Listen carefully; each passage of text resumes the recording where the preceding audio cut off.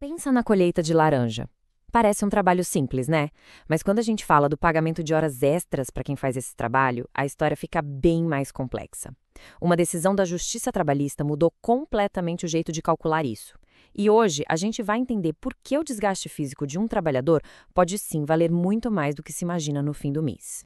E aqui está o nosso grande quebra-cabeça. Se o pagamento é por produtividade, ou seja, por caixa colhida, como fica a hora extra? A resposta não é nada óbvia e, na verdade, ela revela muito sobre como a lei pode proteger certos tipos de trabalho que são fisicamente muito desgastantes. Vamos desvendar essa lógica juntos? Então, o nosso caminho vai ser este. Primeiro, vamos entender o dilema do pagamento por produção. Depois, a gente mergulha na regra geral e na sua exceção, que é a chave de tudo. Aí, vamos descobrir por que a colheita de laranja foi parar justamente nessa exceção, como o tribunal chegou a uma opinião unânime sobre isso e, claro, o mais importante, qual o impacto real disso tudo na prática. A lógica do pagamento por produção parece bem direta. Quanto mais caixas de laranja alguém colhe, mais dinheiro ganha. Só que essa forma de pagamento cria um nó na hora de calcular a hora extra. Pensa bem, se as horas normais já foram pagas pela produção, o trabalho a mais vale só aquele adicional de 50% ou vale o pagamento de uma hora inteira de novo, mais o adicional? A diferença no bolso do trabalhador é gigante. Para tentar resolver esse impasse, a Justiça do Trabalho criou uma espécie de manual de instruções. É a chamada Orientação Jurisprudencial 235, ou OJ 235. Ela basicamente define a regra do jogo, a regra geral. Mas, como a gente vai ver agora, ela também deixa uma portinha aberta para uma exceção muito, muito importante.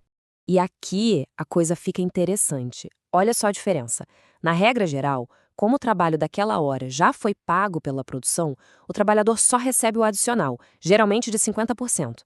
Mas, para os cortadores de cana, a história é outra. Eles recebem o valor da hora normal de trabalho e mais o adicional. A grande pergunta é por quê? O que o corte de cana tem de tão especial? E é aí que a colheita de laranja entra na nossa história. O que ela tem a ver com o corte de cana, que é famoso por ser um dos trabalhos mais duros que existem? Por que um colhedor de laranja teria direito a essa mesma exceção tão vantajosa? A resposta do Tribunal Superior do Trabalho, o TST, foi, olha, direto ao ponto.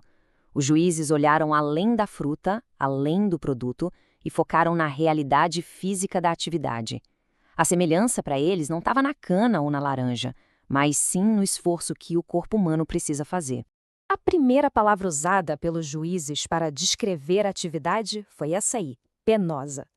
É uma palavra forte, né? Que remete a um trabalho que causa pena, sofrimento, um trabalho que é difícil, árduo, que realmente desgasta.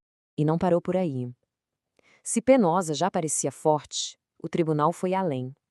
Classificou a colheita de laranja como uma atividade extremamente extenuante, ou seja, um trabalho que leva o corpo a um nível altíssimo de exaustão, de cansaço. E essa citação de uma das decisões deixa o raciocínio deles preto no branco. O tribunal basicamente fez uma analogia. Se o esforço físico e o desgaste na colheita da laranja são tão intensos quanto no corte de cana, então a proteção da lei, ou seja, o jeito de pagar as horas extras, tem que ser a mesma. Simples assim. Tá, mas será que essa foi a opinião de um grupinho de juízes, uma decisão isolada? Que nada. O que a gente vê a seguir é um consenso jurídico que, olha, é impressionante. Essa decisão não foi de uma turma só. Foram todas as 8 turmas do TST, que são os diferentes grupos de juízes que analisam os casos. Todas elas chegaram à mesmíssima conclusão.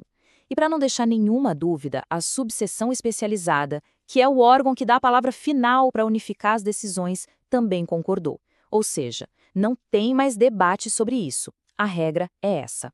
E todo esse consenso virou regra oficial, o que a Justiça chama de precedente 225 do TST. Na prática, isso é como uma lei interna do tribunal, uma regra definitiva que tem que ser seguida por todo mundo.